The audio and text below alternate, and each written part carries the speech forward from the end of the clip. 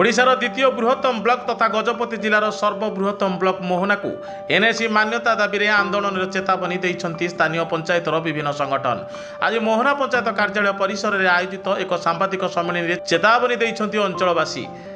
गत किछि दिन तले राज्य सरकार राज्य में 35टी सहर को एनएसी और 5टी सहर को पौर परिषद भाव में घोषणा करिसन्ति। किंतु दीर्घ वर्ष है मोहना को एनएसी मान्यता पाई उन्नयन परिषद एमकेसीजी युवक संघ 2टी बणिक संघ सांबादिक संघ वकिल संघ महिला संघ जनप्रतिनिधि और बुद्धिजीवी शिक्षाविधि दाबी कर आसुछन्ति। विडंबनार विषय 10,000 ऊर्ध्व जनसंख्या विशिष्ट मोहना को एनएसी घोषणा करा जाय नथिबा जोगु लोकंग मध्य तीव्र प्रतिक्रिया प्रकाश पाइछि। तेणु आगामी निर्वाचन पूर्व जदि सरकार मोहना को एनएसी मान्यता प्रदान न कले आंदोलन सह भोट वर्जन करा जिवो बोली चेतावनी देइछन्ति परिषदर सभापति और कर्मकर्ता वृंद। एथिपई आसंता 6 तारिख दिन मोहनार एक समावेश सह शांतिपूर्ण शोभायात्रा करा जाई राज्य सरकार को दाबीपत्र प्रदान करने पर निष्पत्ति निया जाइथिबा जणा पड़िछि। ए सांबादिक सम्मेलन में उन्नयन परिषदर संपादक रसानंद पाणी, सभापति उपदेष्टा मधुसूदन पाड़ी, भिकारी बेहरा, लक्ष्मण चौधरी, विभूचरण मल्लिक, युवक संघ संपादक जितेंद्र कुमार बेहरा प्रमुख उपस्थित थिले।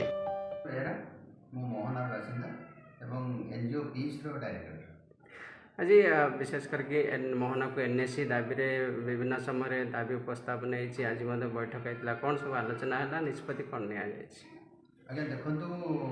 आमर निष्पत्ति है कि एनएसी आमर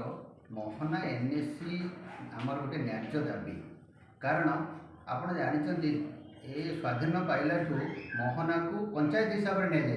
पंचायतर पपुलेसन 750 ऊपर हेले पंचायतर पपुलेसन हेबा कथा किंतु एनएसी हिसाब से आप 2001 मसीहार सेंस माने क्राइटेरिया अनुसार आपनकर एनएसी आप 11,000 प्लस रे एनएसी डिक्लेयर हेबा कथा किंतु आमर तो वर्तमान पंचायत रे 12,000 टू 13,000 पपुलेसन हेलानी ए हिसाब से आमर न्याय दाबी अच्छी कि पंचायत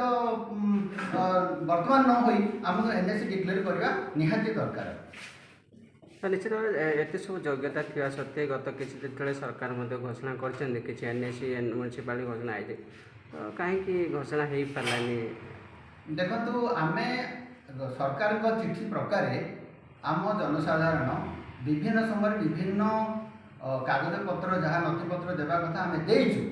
एवं तापर भी आम वर्तमान पर्यंत जितेबाला आमर कटिगला 34टा डिक्लेयर है सरकार मोहना को डिक्लेयर कले ना से समय पुणी आम समस्त कागज पत्र आम जिलापाल गजपति जिलापाल को देचु ता सहित राज्यसभा सांसद मंगराज मानस मंगराज सार को भी देचु एवं 5टी अध्यक्ष को भी देचु कॉपी ता सहित आम कंसर्न जे मिनिस्टर अच्छा उषा देवी तांको भी से मैडम को आम समस्त जाइए देचु तेणु आम प्रथम देलु पुणी देलु तेणु एवं पर्यंत आज पर्यंत आमर डिक्लेयर हो पारि नाही। दाबी उपस्थापना करिवारे आमर टिके अहेतुक विलंब हो ना ना आम जदि कहबू देखु आम 2016 मसीहार दाबी करके आसुचु एवं पर्यंत तेणु यहाँ आम डेरी किसी करना एवं जहाँ आम इनफर्मेशन देवा कथा आम दौचु एवं सरकार क्राइटेरिया विभिन्न समय बदलिले ताको भी आम फिलफिल करूँ एवं जहाँ मांगे ताको भी देचु तेना आमर किसी असुविधा ना केवल सरकार आमको मान्यता देना आम अनुभव करुँ। आगामी योजना कौन रही जदि दाबी प्रति सरकार गुरुत्व न दियंती कि प्रभाव पकड़ा सरकार ऊपर कौन योजना रही आमर देखु आम जहाँ नथिपत्र मागिले सरकार आम ताको देचु एवं जिलापाल को देचु जदि यही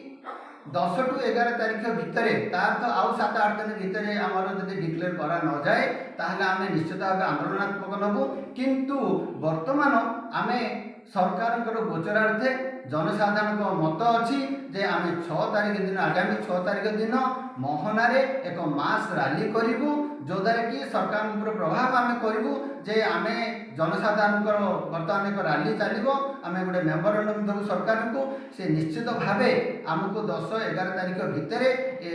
निर्वाचन पूर्व जहाँ घोषणा करेंगे ताहले से आम आम दाबीपत्र देवाक चाहूँ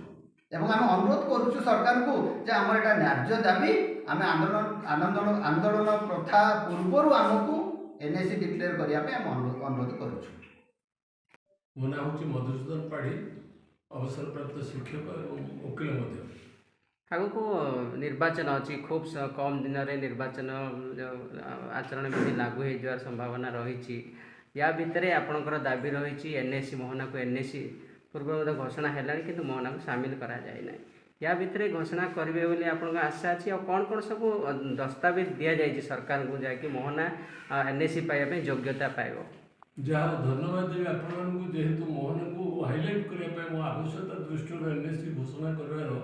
ଲକ୍ଷ୍ୟଟାକୁ ଆପଣ ପୂରଣ କରିବା ଦିଗରେ ଅଗ୍ରସର ହୋଇ ଭୂମିକା ଗ୍ରହଣ କରିଛନ୍ତି। ସେଥିପାଇଁ ପ୍ରଥମେ ଧନ୍ୟବାଦ ଦେବି ଆମ ମୋହନ ଅଞ୍ଚଳବାସୀ ତରଫରୁ। ଦେଖନ୍ତୁ, ଆମର ଇଲେକ୍ସନ୍ ହେବ କ'ଣ, ଆମର ତ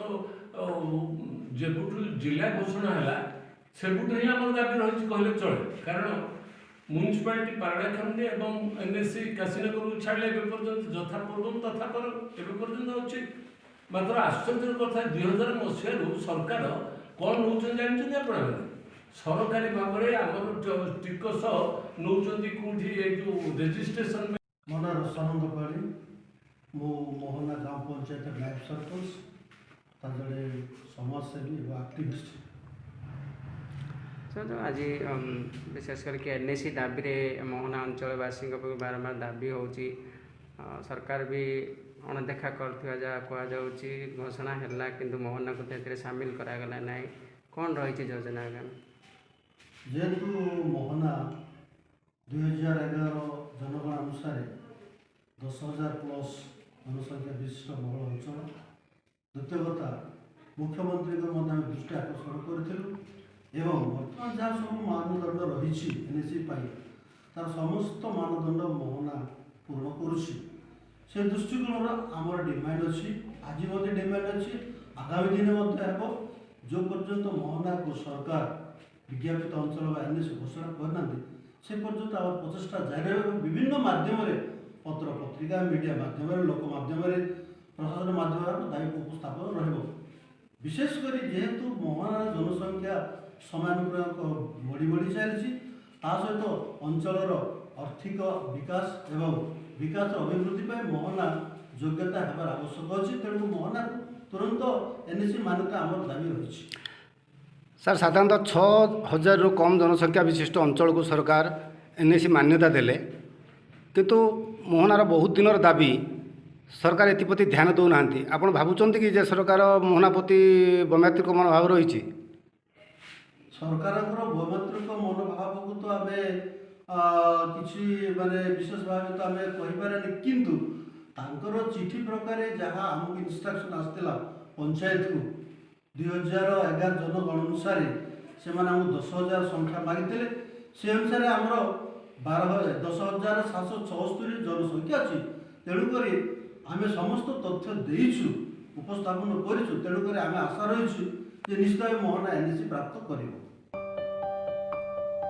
गजपति जिला मोहना ब्लॉक मजेश रईत रिपोर्ट साई सत्य न्यूज।